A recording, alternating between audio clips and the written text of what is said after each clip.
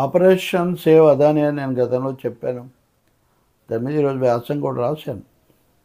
కానీ ఇప్పుడు అదాని స్వయంగా రంగంలోకి వచ్చారు. ఇప్పటివరకు వాళ్ళ అటార్నీలు లేదా మద్దతుదారులు, వ్యాఖ్యాతలు, ఆయన చేతిలో ఉన్న మీడియా గ్రూపులు ఆయన గురించి చెప్తూ వచ్చాయి పరోక్షంగా. కానీ ఈరోజు ఆయనే బయటకు వచ్చాడు. ఏదో కార్యక్రమంలో పాల్గొంటూ మాకు ఇవి లెక్కే కాదు, మేము ఎన్నోసార్లు ఎదుర్కొని నిలబడ్డాము, ఈ సమయంలో కూడా హిండెన్బర్గ్ రిపోర్ట్ తర్వాత కూడా మాకు 20,000 కోట్ల డాలర్లు మేము ఫండ్ రైజింగ్ చేయగలిగాము.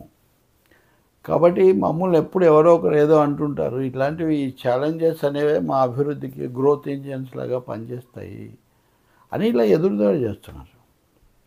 అలా ఏం జరిగింది అక్కడ, ఎవరు ఏంటి అనేది దాని మీద మా కంపెనీ ఇప్పటికే సమాధానం ఇచ్చింది. నేను ఇంకేం దాని గురించి చెప్పబోను. అక్కడ ఏం పేర్లు లేవు, నిర్దిష్టంగా ఏమీ లేదు ఆరోపణ. కొంతమంది కావాలని మా మీద ఫోకస్ పెట్టారు, మా పెరుగుదలను తట్టుకోలేక. అది మా పెరుగుదలకు ఒక నిదర్శనం. అది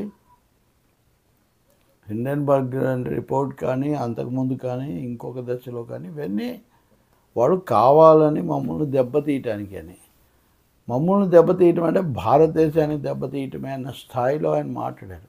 దానికి తగినట్టే అదాని నాట్ గిల్టీ అనే ఒక హ్యాష్ట్యాగ్ నడుస్తుంది. ఆయన నిర్దోషి అని. దాంతో వేల మందితో సంతకాలు, ఇంత పెద్ద పెద్ద ప్రపంచ కుబేర్లకు సంతకాలు సేకరించటము, చేయించేలా పురమాయించడం ఏం కష్టం. అంటే ఇక్కడ ఎదురుదాడి చేయటం మనం గమనిస్తాం. తప్పించుకోవటం, కప్పిపుచ్చటం ఒక విధానం, కానీ ఎదురుదాడి చేయటం ఎందుకు? నేను చాలాసార్లు చెప్పాను. ట్రంప్ వస్తే దీన్ని రద్దు చేసేస్తాడు అని సీనియర్ అటార్నీ రవి బత్రా చెప్పాడు. అసలు మా మీద ఆరోపణే లేదు, మేము లంచాలు ఇచ్చామని వాళ్ళ డిపార్ట్మెంట్ ఆఫ్ జస్టిస్ న్యాయ విభాగం ఏదో ఇతర అంశాలు చెప్పింది, వాటిని మేము పరిష్కరించుకోగలము అన్నారు. భారత ప్రభుత్వం విదేశాంగ శాఖ ప్రతినిధి రణదీప్ అని ఆయన చెప్పేశారు, ఇది ప్రైవేట్ కంపెనీలకు అమెరికా న్యాయ విభాగానికి జరుగుతున్న తగాదా తప్ప భారత ప్రభుత్వానికి అసలు ఏం సంబంధం అన్నాడు. సెక్కీ చెప్తే అన్నీ చేసాం, సెక్కీతో కేంద్ర ప్రభుత్వ సంస్థతో మా ఒప్పందం అని జగన్ మాటిమాటికి చెప్తున్నారు. కానీ కేంద్ర ప్రభుత్వమేమో మాకేం సంబంధం లేదు అని చెప్తున్నారు. ఎలా మనం దీన్ని, ఎంత విడ్డూరమైన వాదన అంటే, ఏదో ఒక విధంగా ఒక సినేరియో డెవలప్ చేస్తున్నారు దీన్ని నెమ్మదిగా పక్కన పెట్టేయటానికి. అది సెక్కీ కూడా చెప్పింది, మా పేరే రాలేదు అక్కడ అని. నా పేరు రాలేదని జగన్ చెప్పాడు. కేంద్రం ప్రసక్తి లేదని వీళ్ళు చెప్తున్నారు. సో ఇదంతా ఒక క్రమ పద్ధతిలో ఆపరేషన్ వాషింగ్ మెషిన్ అంటారు, ఆ పద్ధతిలో జరుగుతున్నట్టుంది. బహుశా జగన్ ఇప్పుడు ఇంకా గొంతు పెంచడం కూడా దానివల్లనే కావచ్చు.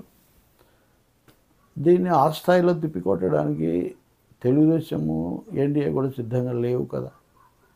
కాబట్టి ఇది హుషప్ అంటే మాఫీ చేయబడితే, లేకపోతే మౌనం కింద తోల్చేస్తే మనం ఏమాత్రం ఆశ్చర్యపోనవసరం లేదు.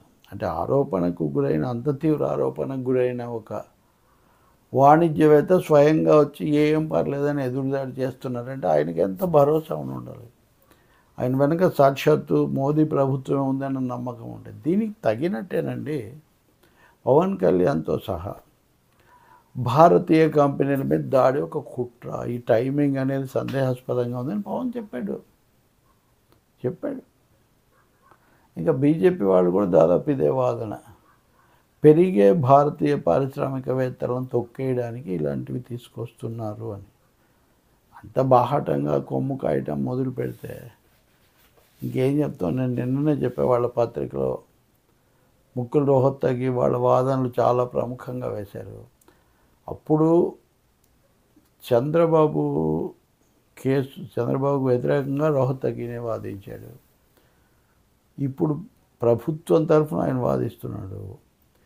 ఇక్కడికి వచ్చేసరికి అదాని తరఫున వాదిస్తున్నాడు.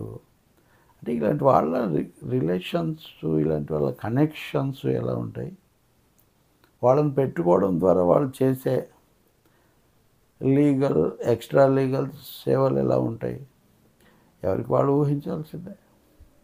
ఏదైతే అదాని కూడా అంత స్పష్టంగా చెప్తున్నాడంటే ఆయనకేదో హామీ లభించింది అమెరికా నుంచి, భారత ప్రభుత్వం నుంచి, అందుకే అలా మాట్లాడుతున్నాడు.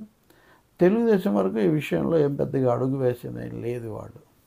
అందుకనే నిన్న విజయవాడలో రౌండ్ టేబుల్ కాన్ఫరెన్స్ జరిగినప్పుడు అక్కడ వామపక్షాలది సిపిఎం నాయకుడు శ్రీనివాసరావు అన్నాడు, ఇప్పటివరకు చంద్రబాబుకు జగన్కు శత్రుబంధం ఉంది, కానీ అదాని వల్ల అది పవిత్ర మిత్రబంధంగా మారిపోయింది అని. ఎందుకంటే ఇద్దరు ఆయన కాపాడాలని చూస్తున్నారు కదా.